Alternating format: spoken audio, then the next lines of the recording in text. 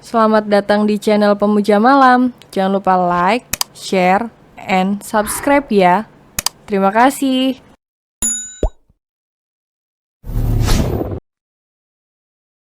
Episode 22 antara senang dan takut. Tapi, Mas, aku ingin sekali mengadu kepada Dimas apa yang sudah kulakukan bersama Satria. Tapi bibirku tak sanggup untuk mengatakannya. Hanya air mata yang mengalir deras di pipiku. Tapi apa, Manda, katakanlah, jangan menyimpannya sendiri. Dimas memegang kedua bahuku dengan tangannya dan menatap dalam mataku. Aku merasa menjadi seorang adik yang sedang mengadu kepada kakaknya. Bukan apa-apa, Mas. Aku menggelengkan kepalaku, masih berusaha menutupi aibku itu dari Dimas. Aku sangat malu. Manda, aku sangat menyayangimu. Aku tak bisa melihatmu sedih begini. Apalagi karena lelaki brengsek seperti Satria itu. Hatiku ikut sakit, Manda. Ucapan Dimas membuatku terharu, air mataku semakin banyak turun. Aku merasa beruntung bisa memiliki sahabat sebaik Dimas. Aku sangat menyayanginya seperti saudaraku sendiri. Dimas. Aku berhambur memeluknya. Terima kasih karena kau sudah peduli dan menjadi sahabat yang terbaik untukku. Harusnya waktu itu aku menurutimu agar menjauhinya. Pasti sekarang aku takkan sesakit ini. Aku terisak di dalam pelukan Dimas. Aku tumpahkan semua kesedihan hatiku di dekapan hangatnya. Amanda, tiba-tiba suara itu mengagetkanku dan pastinya juga Dimas.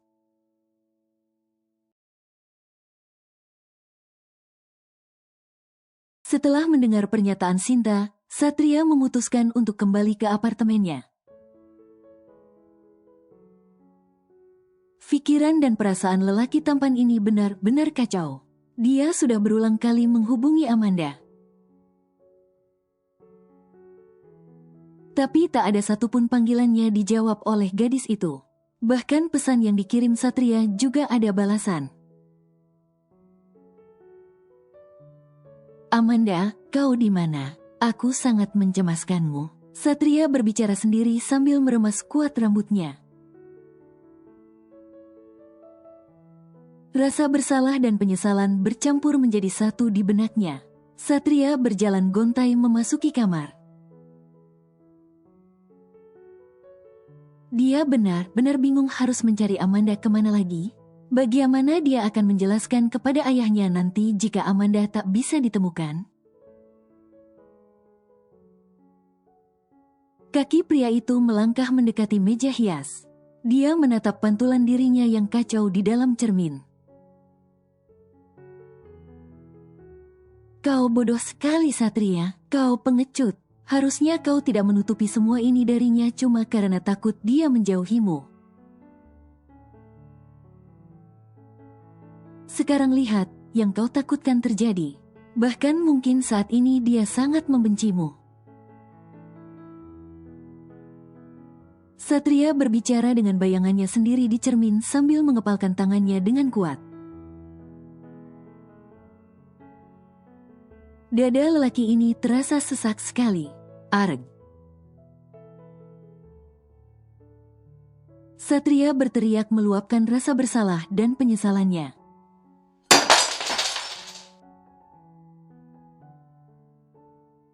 Satria melayangkan kepalan tangannya ke cermin. Seketika cermin itu hancur dan pecahannya berserakan kemana-mana. Akibatnya tangan Satria robek, darah segar mengalir keluar dari lukanya dan tercecer di mana-mana. Aku pengecut, aku pengecut. Satria tersujud ke lantai. Mata lelaki ini mulai panas dan cairan bening mulai menggenangi pelupuk matanya. Amanda sayang, maafkan aku, maafkan aku. Akhirnya air mata Satria pun jatuh tak tertahankan lagi, hatinya begitu rapuh. Rasanya saat ini Satria semakin membenci Renita. Karena akibat ulahnya, semua harus terbongkar dengan cara seperti ini. Andai saja Amanda tahu saat Satria di sisinya, mungkin gadis itu tak akan menghilang begini.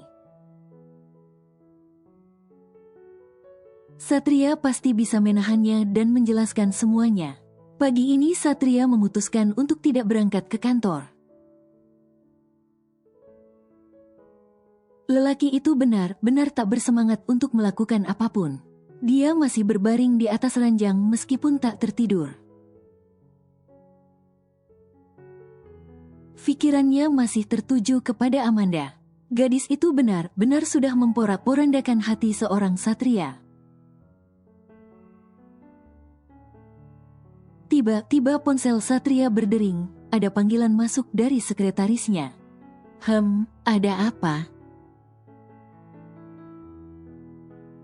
Tanya Satria malas. Maaf, Bapak tidak ke kantor hari ini? Sekretaris Satria, sepertinya tidak. Kenapa? Tanya Satria lagi. Begini Pak, ada beberapa berkas yang harus Bapak tanda tangani. Dan berkas itu akan dikirim hari ini juga. Kalau begitu antar ke apartemen saya.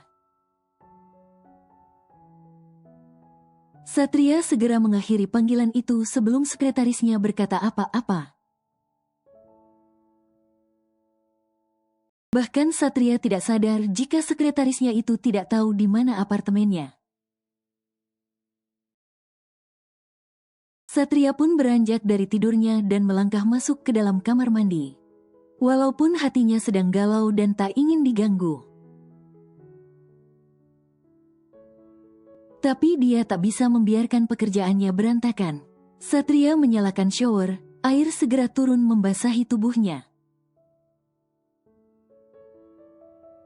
Satria masih merasakan perih di tangannya akibat terkena pecahan cermin, tapi tak dia hiraukan. Karena hatinya jauh lebih perih dari luka itu. Semakin aku merindukanmu. Semakin bayangmu terngiang-ngiang dan semakin mencabik-cabik hatiku. Maafkan aku, Amanda. Gumam Satria di dalam hati.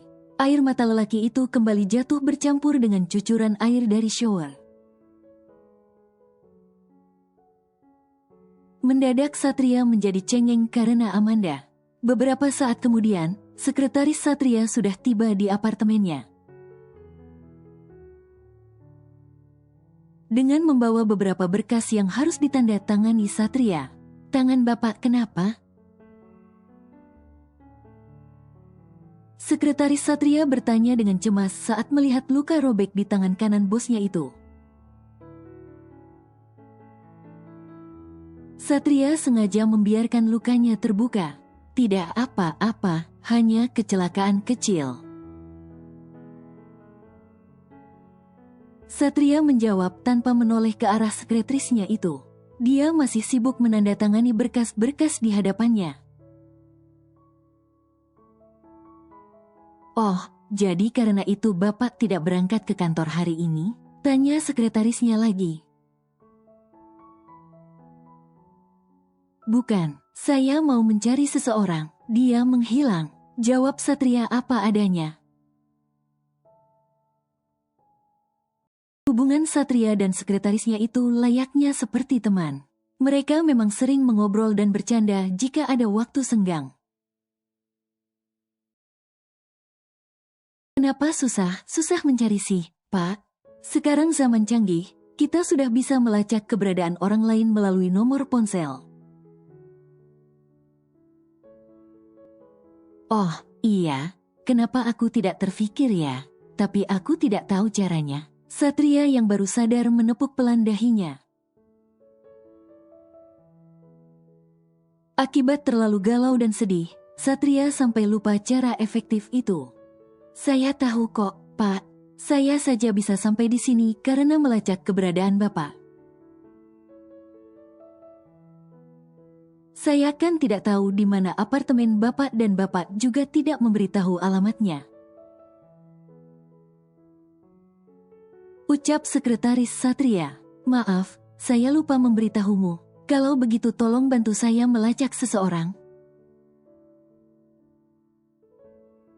Baik, Pak. Tapi saya butuh laptop, ponsel Bapak dan nomor telepon orang yang mau Bapak cari. Lanjut Sekretaris Satria. Tunggu sebentar. Satria pun mengambil laptop dan ponselnya, lalu memberikannya kepada sekretarisnya itu. Sang sekretaris dengan cepat mengotak-atik laptop yang terhubung ke ponsel Satria. Tak butuh waktu lama, dia sudah bisa menemukan GPS ponsel Amanda. Orang yang Bapak cari ada di Jalan Seroja Gang Melati. Tapi untuk tempat pastinya Bapak bisa lihat titik ini. Sekretarisnya itu menjelaskan keberadaan Amanda. Apa ini akurat? Selama dia tidak berpindah tempat, Bapak pasti akan menemukannya di sana. Ucap Sekretaris Satria yakin. Baiklah, terima kasih banyak. Kalau saya bisa menemukannya, gaji kamu saya naikkan. Wah, benar, Pak. Terima kasih banyak. Sekretarisnya itu tertawa riang sekali. Dan Satria hanya memaksakan senyuman di bibirnya. Lelaki itu sungguh tak sabar untuk bertemu wanita yang dia cintai. Setelah mengetahui keberadaan Amanda, Satria segera meluncurkan mobilnya ke alamat yang dikatakan sekretarisnya tadi. Antara senang dan takut, itulah perasaan Satria saat ini. Dia senang akan bertemu Amanda, tapi dia juga takut wanita itu akan menolaknya. Amanda sayang, aku akan menjelaskan semuanya kepadamu. Aku siap menghadapi apapun yang terjadi asal jangan berpisah darimu. Satria berbicara sendiri sambil melajukan mobilnya dengan kecepatan tinggi, agar segera tiba di tempat Amanda. Satria telah tiba di Jalan Seroja Gang Melati. Lelaki itu memarkirkan mobilnya dan berjalan kaki menyusuri gang sempit itu. Satria terus mengikuti titik yang menunjukkan keberadaan Amanda di ponselnya. Dan tibalah dia di depan sebuah rumah petak sederhana di ujung gang. Satria pun melangkah mendekati rumah itu. Dia terpaku sejenak saat melihat sebuah motor yang terparkir di halamannya. Aku sepertinya pernah melihat motor ini, tapi di mana ya? Satria berusaha mengingat-ingat.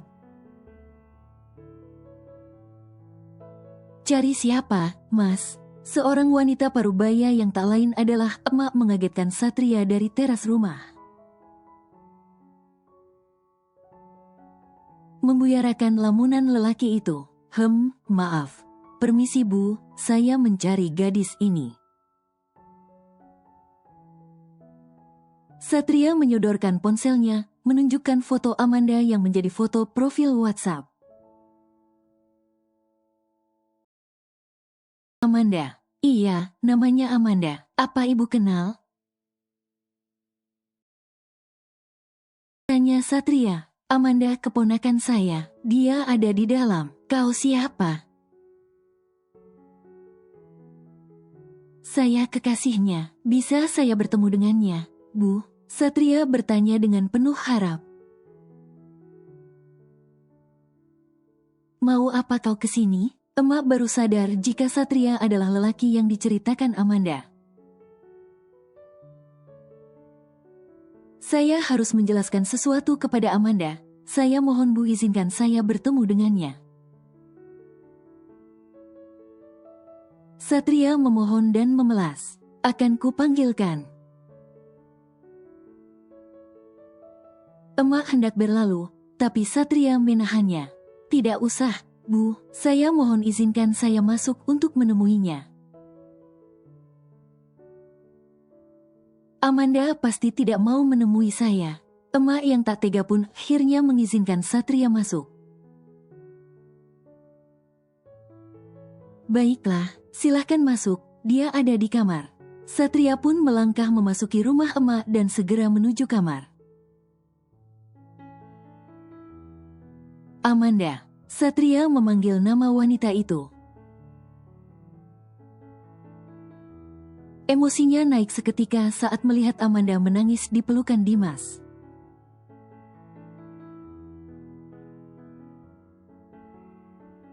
Amanda, tiba-tiba suara itu mengagetkanku dan pastinya juga Dimas.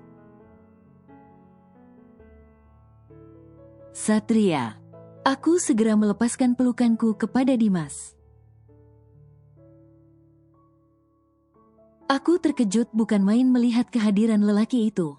Ternyata kau sudah tahu Amanda di sini, cepat sekali pergerakanmu. Satria memandang Dimas dengan sinis. Kau yang terlalu lambat. Dimas membalas ucapan Satria dengan nada mengejek. Satria tak menghiraukannya dan kini melangkah mendekatiku. Dengan tatapan mata yang sulit kuartikan, aku sontak berdiri dari dudukku. Mau apa kau kesini? Bagaimana bisa kau mengetahui keberadaanku? Emosi dan rasa sakitku mulai berkolaborasi memenuhi hati. Sementara Dimas hanya terpaku memandangi Satria. Aku tahu Dimas pasti tidak suka melihat kehadirannya. Aku akan menemukanmu meskipun kau bersembunyi ke ujung dunia, Manda. Aku mohon maafkan aku bisa jelaskan semuanya. Satria semakin mendekatiku, wajahnya berubah sendu. Tidak ada yang perlu kau jelaskan lagi, brengsek. Dengan cepat Dimas menerkam Satria dan mencengkeram bajunya. Aku takut mereka berkelahi. Dimas sudah. Aku berusaha menarik Dimas, tapi dia tak menghiraukanku. Aku tidak ada urusan dengan kau, jadi jangan ikut campur. Satria menepis dengan kasar tangan Dimas. Bajing.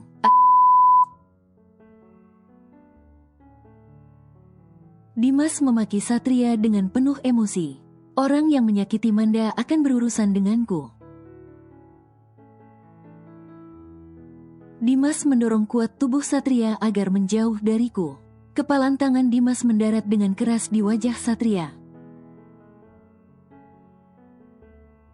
Sehingga lelaki itu mundur beberapa langkah, ada darah segar yang mengalir di sudut bibirnya.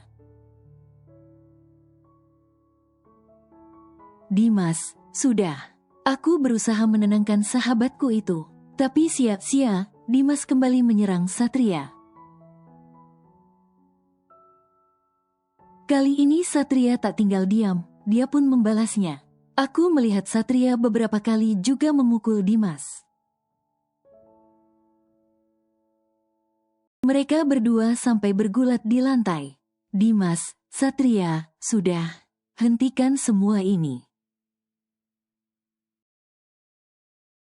Aku berteriak ketakutan. Aku panik sekali. Ada apa ini? Sudah, jangan berkelahi. Emak yang baru datang pun ikut berteriak panik. Kali ini Satria menduduki tubuh Dimas dan mencekik lehernya. Dimas sampai kesulitan bernafas. Melihat situasi yang sangat mengerikan ini, aku putuskan berlari ke arah kedua lelaki itu dan berusaha melerai mereka.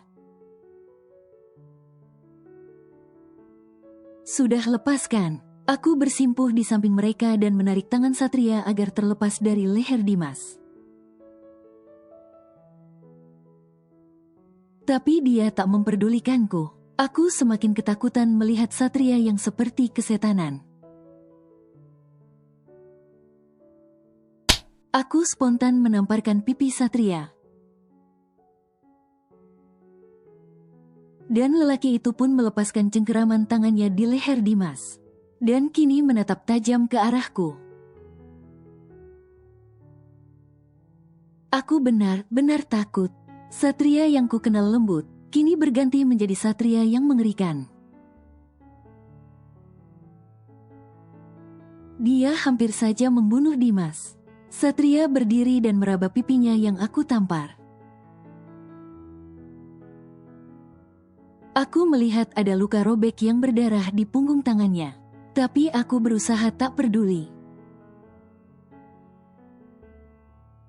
Aku segera membantu Dimas untuk bangun. Dia sedang terbatuk-batuk. Pergi dari sini, aku tak ingin melihatmu lagi. Aku mengusir Satria. Aku benar-benar tak sanggup melihatnya ada di sini. Manda, dengarkan dulu penjelasanku. Satria berusaha meraih tanganku, tapi aku mengelak. Ayo, Mas.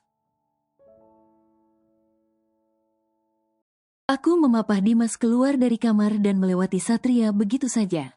Aku membantu Dimas duduk di kursi dan emak pun datang membawakan air minum untuk Dimas. Diminum dulu, Mas. Aku menyodorkan gelas berisi air minum itu ke depan bibir Dimas. Dan dia meminumnya dengan perlahan. Aku sengaja mengabaikan Satria yang masih berdiri memandang ke arah kami, berharap dia pergi. Manda, kita harus bicara. Tiba-tiba Satria menarik lenganku. Lepaskan, jangan sentuh aku. Aku memberontak berusaha melepaskan lenganku dari tangan Satria. Sebaiknya kau pulang saja, jangan membuat keributan di sini. Emak meminta Satria untuk pergi.